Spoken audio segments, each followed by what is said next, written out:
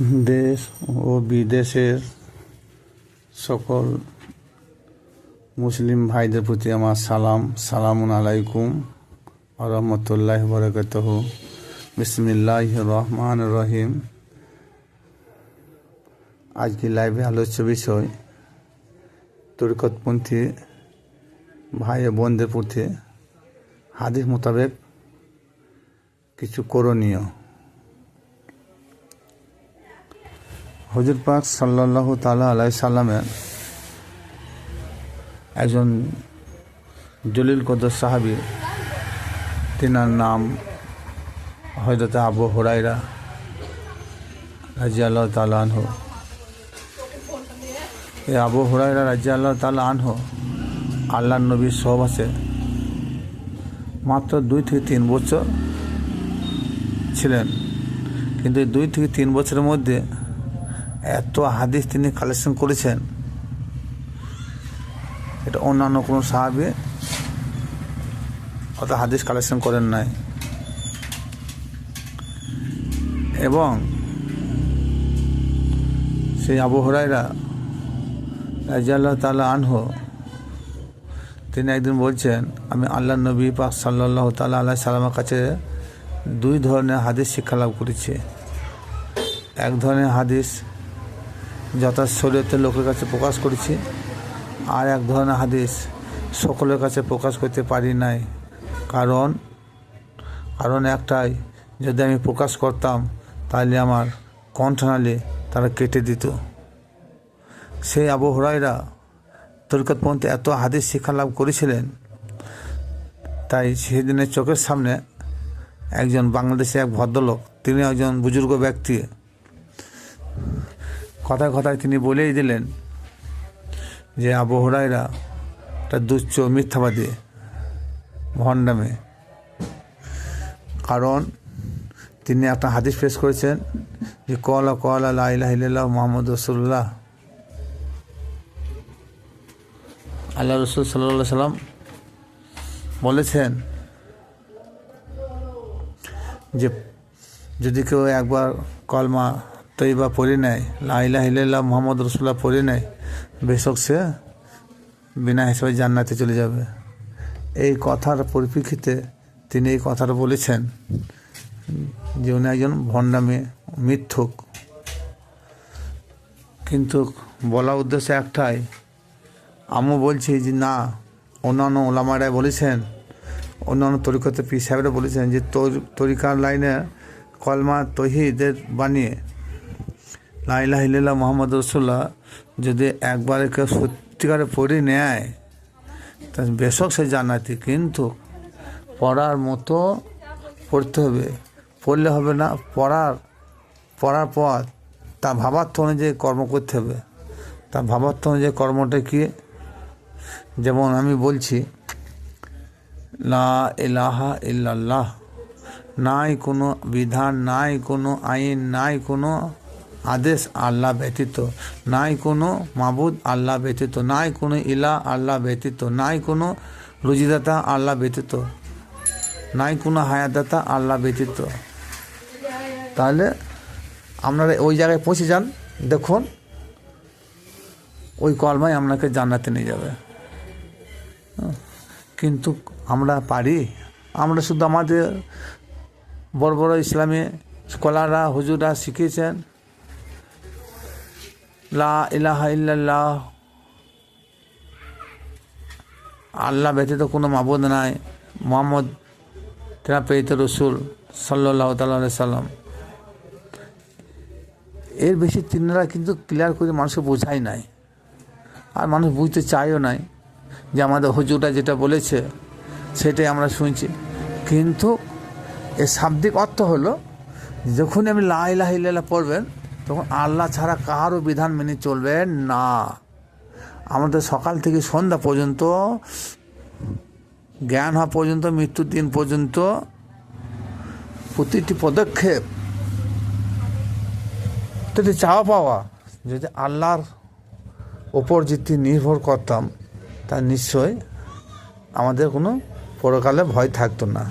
কিন্তু আমরা তা তো করি না। আমরা কিছু মন গড়া কথা বলি, মন গড়া কাজ করি।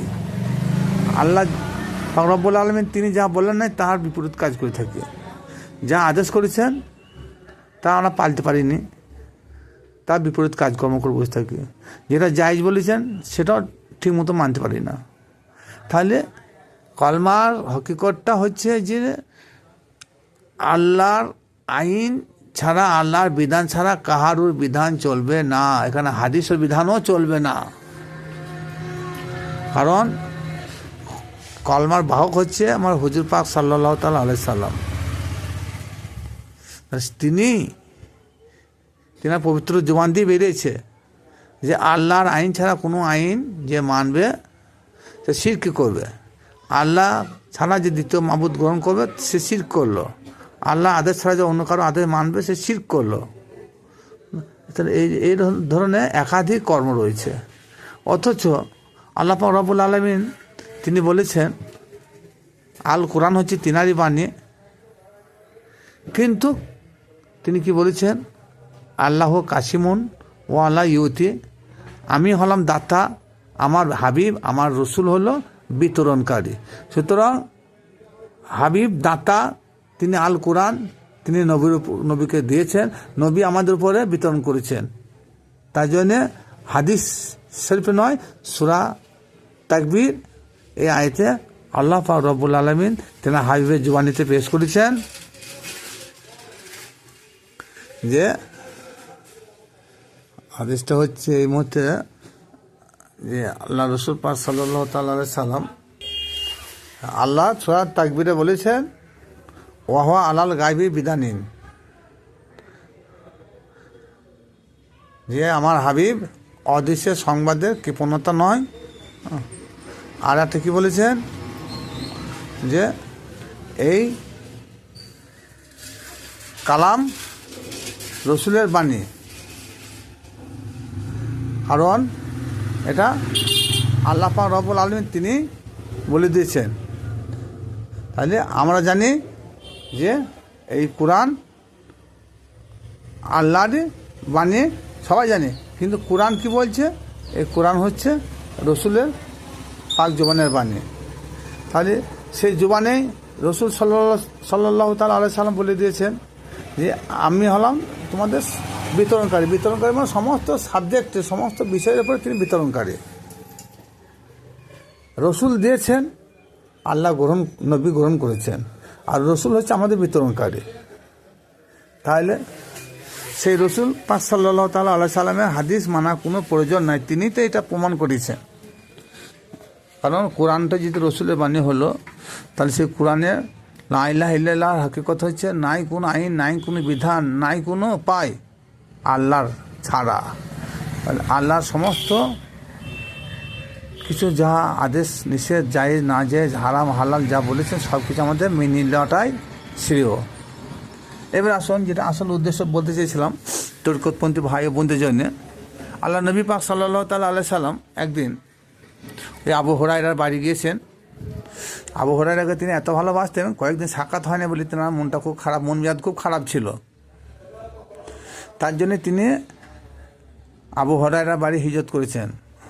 আবু হুরায়রা রসুলকে পেয়ে খুব খুশি হলেন, আনন্দে আত্মহারা হয়ে গেলেন। আল্লাহ রসুল বলেন, হে আবু হুরায়রা, তুমি আমাকে দেখে অত বিচলিত হইও না। আমি তোমার বাড়িতে কোনো কিছু আহার করার জন্য আসি না, শুধু আমার মন কান ছিল তোমাকে দেখা করতে এলাম। বলছি, ইয়া রাসূলুল্লাহ, আমি এরকমটা কিছু ভাবি না যে আমার বাড়িতে আল্লাহ রসুল এসেছে, আমি যেটা সেবা যে না করি তাহলে কী হবে? আর আল্লাহ রসুলের সেবা করাই আমার মূল কর্তব্য।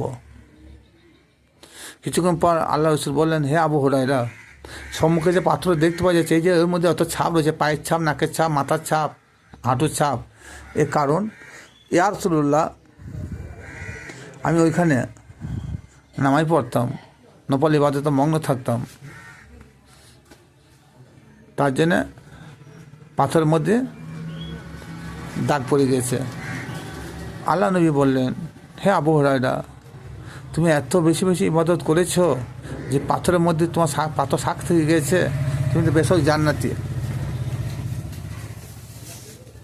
কিছুক্ষণ পরে এই কথা বলার পরিপ্রেক্ষিতে আল্লাহ পাক রব্বুল আলামিন জিবরিল আলামিনকে বললেন, হে জিবরিল আলামিন, এই বার্তাটা নিয়ে গিয়ে তুমি আমার রসুলকে শুনিয়ে দাও, রসুল পাঠ করুক। কি সেটা হলো যে আবু হুরায়রা এত বেশি বেশি ইবাদত বন্দিগি করেছে, নফল ইবাদত করেছে, তার কোনো একটা ইবাদত বন্দিগি সিজদা আল্লাহ দরবারে গ্রহণযোগ্য হয় নাই, আল্লাহ কবুল করেন নাই। এই কথার পরিপ্রেক্ষিতে আল্লাহ রসুল পাক সাল্লাল্লাহু তাআলা আলাইহি সাল্লাম ওনার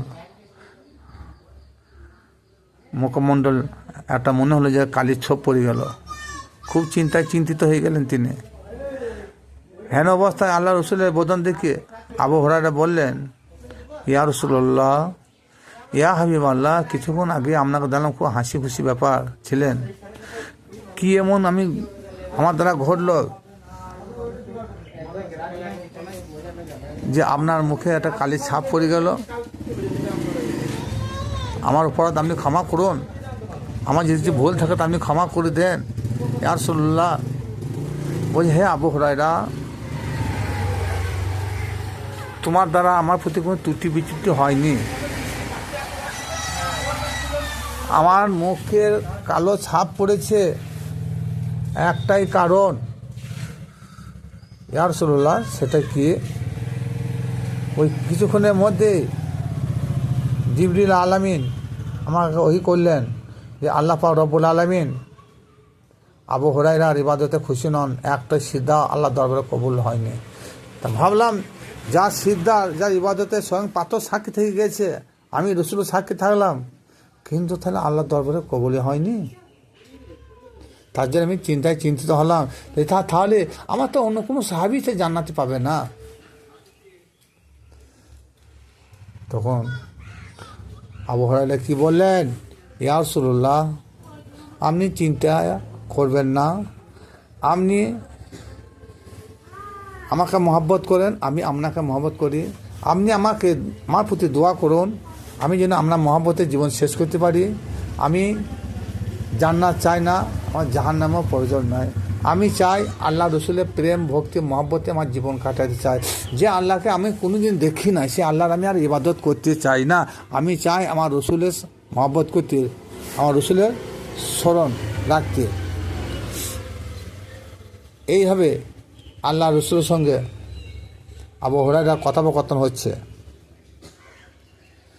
কিছুক্ষণের পরে আল্লাহ পাক রব্বুল আলামিন পুনরায় আবার ওহি পাঠালেন, বলে, জিবরিল আলামিন ফেরেশতা, তুমি যাও, একটা খুশি সংবাদ আমার হাবিবকে শুনিয়ে দাও। হেন অবস্থায় আবু হুরায়রার সহিত আল্লাহ রসুলের কথোপকথন হচ্ছে, আশেক মাসুকের কথাবার্তা আলোচনা হচ্ছে। সে অবস্থায় জিবরিল আলামিন সালাম দিলেন। বুঝ কি জিবরিল আলামিন ফেরেশতা, তুমি আবার এলে? ইয়া রাসূলুল্লাহ, এই মুহূর্তে আল্লাহ পাক রব্বুল আলামিন একটা শুভ সংবাদ পাঠিয়েছেন। ওই শুভ সংবাদ আবার কি? ইয়া রাসূলুল্লাহ, আল্লাহ নবী কিছুক্ষণ আগে শুনলেন সে জিবরিলের মাধ্যমে যে আল্লাহ বলেছেন আবু হুরায়রার একটা সিজদা কোনো ইবাদত বন্দি আমার দরবারে কবুল হয় নাই। তার জন্য আমি চিন্তিত ছিলাম। আবার নতুন করে তুমি কি খবর দিলে? বলছি, ইয়া রাসূলুল্লাহ, আল্লাহ পাক এই মুহূর্তে একটা খুশির সংবাদ পাঠিয়েছেন। এটা কি? যে আবু হুরায়রা আপন রসুলের প্রতি এত প্রেম ভক্তি মহব্বত যে সে স্বয়ং আল্লাহকে ভুলে গেছে রসুলের মহব্বতে। তার জন্যে যে রসুলকে যে মহব্বত করে রসুলের প্রেমে যে মশগুল হয়ে গেছে, স্বয়ং তার ইবাদত বন্দিগে আল্লাহ রব্বুল আলমিনের দরবারে কবুলিয়াত হয়ে গেছেন। বলো সুবহানাল্লাহ। তাহলে কি বোঝা গেল? রসুলের প্রেম ভক্তি মহব্বত ভালোবাসায় আল্লাহ রাজি খুশি হয়ে যায়। তা যে প্রেমে রসুল খুশি নয়, রসুলকে রাজি করা যায় না, তার কোনো ইবাদত বন্দিগি আল্লাহ দরবারে গ্রহণযোগ্য হয় নাই আর হবে না। তাই তরিকতমন্ত্রী ভাই বোনদের বলতে চাইলাম যে আমাদের রসুলের প্রতি ওই রকম আমাদের প্রেম ভক্তি মহব্বত থাকতে হবে, কারণ আমরা তো আল্লাহকে কোনোদিন দেখি নাই। তাই রসুলকে স্মরণ করলি, রসুলের প্রেম ভক্তি মহব্বত তারপরে রাখলে স্বয়ং আল্লাহ পাক রব্বুল আলামিন তিনি খুশি হন। কারণ সূরা নিসার মধ্যে বলা হয়েছে, মা ইয়াতু রসুল্লাহ ফাঁকা দাতা আলা, যে রসুলের অনুসরণ করলো সে আল্লাহকে অনুসরণ করলো, যে রসুলকে দিল সে আল্লাহকে দিল, যে রসুলকে ভালোবাসলো সে আল্লাহকে ভালোবাসলো। এটা আল্লাহ পাক রব্বুল আলামিন তিনি বলেছেন। তার জন্যে আবু হুরায়রা রসুলের প্রেম ভক্তি মহব্বত ভালোবাসা স্মরণ অনুসরণ অনুকরণ সবই করেছেন। সেই স্মরণ অনুসরণ অনুকরণের জন্যে আল্লাহ খুশি হয়ে গিয়ে আবার পুনরায় জিবরিল আলামিনকে বললেন, যাও আমি আল্লাহ আবু হুরায়রার যে প্রেম ভক্তি মহব্বত তার রসুলের প্রতি রয়েছে, আমি খুব খুশি, তার সমস্ত ইবাদত বন্দিকে আমি কবুল করলাম। তাই আমাদের তরিকত ভাই ও বোনদের উদ্দেশ্যে এই হাদিসটা পেশ করা হলো, আমরা যেন হায়াতের জিন্দিগিতে আপন রসুলকে চিনে তার প্রতি প্রেম ভক্তি মহব্বত ভালোবাসা অনুসরণ অনুকরণ করে জীবন কাটাইতে পারি। আসসালামু আলাইকুম ওয়া রাহমাতুল্লাহি ওয়া বারাকাতুহু।